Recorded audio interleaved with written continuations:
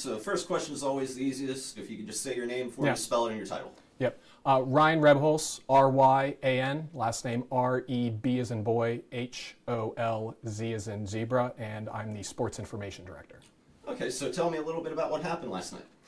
So obviously I got a text message from one of our managers, one of the men's basketball team managers, telling me what had happened. Somebody had forgotten the jerseys, the uniforms, and he took a quick picture of one of our players in Edinburgh uniforms and said, you know, we have to wear Edinburgh's old red uniforms tonight. And we were planning for Coach Lombardi's 300th win. Hopefully we were going to get it. We had a poster made. So before he had told me what had happened, the worst thing in my mind, I'm thinking, oh, no, someone forgot the poster. Then I find out it was actually the uniforms. It was a lot worse.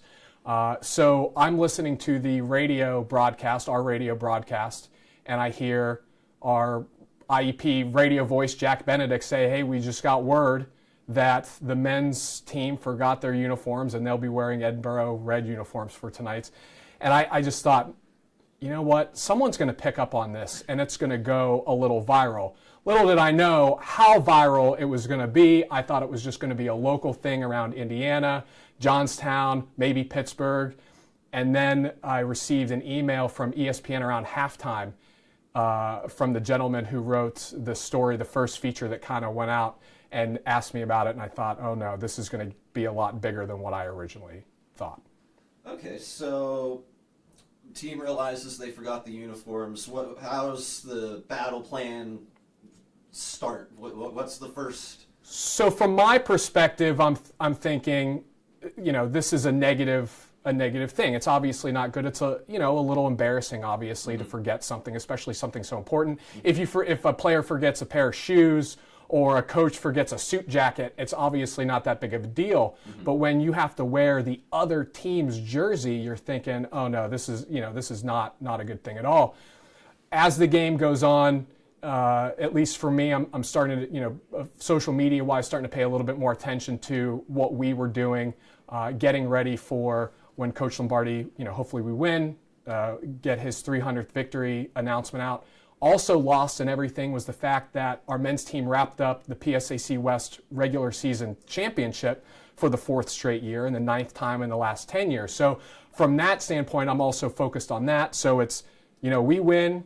We won the PSAC West. Coach Lombardi won his 300th. And in that time, as things are going through, especially on Twitter, you see a lot of whether it be negative or funny comments just about our team wearing the wrong uniforms. Pictures get out there. And actually, when I first heard about it, it was negative. When I started seeing a lot of the reaction, we just turned it into a positive thing. When the first ESPN article came out and I read about it, and it was about our win. It was about Coach Lombardi. It was about our team succeeding. It was about, what we actually did positive. So, you look at it from my standpoint and, there's the old saying, any publicity is good publicity. I don't know if that's necessarily true in all cases, but in this case, it definitely was. We're getting we're getting our name out there. A lot of people don't know Indiana University of Pennsylvania. A lot of people don't know IUP. Now they know, hey, our men's basketball program is pretty good. And I mean, that's another thing too. I mean, you had your 300 win. ESPN probably wouldn't have called you if you weren't wearing the wrong uniforms. Right. So. Yeah, I'm sitting there and I'm now after the game, I'm trying to do a lot of social media. I'm trying to write our post-game recap, and I'm getting emails from CBS Sports. I'm seeing things from Fox Sports. I came in this morning. It was a late night. I come in this morning. I have early emails from USA Today, from NCAA.com. I know I'm forgetting a couple others. So it definitely blew up in a good way.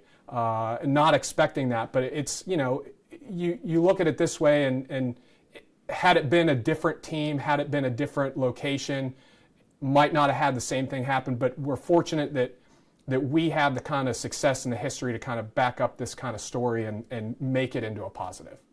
Okay.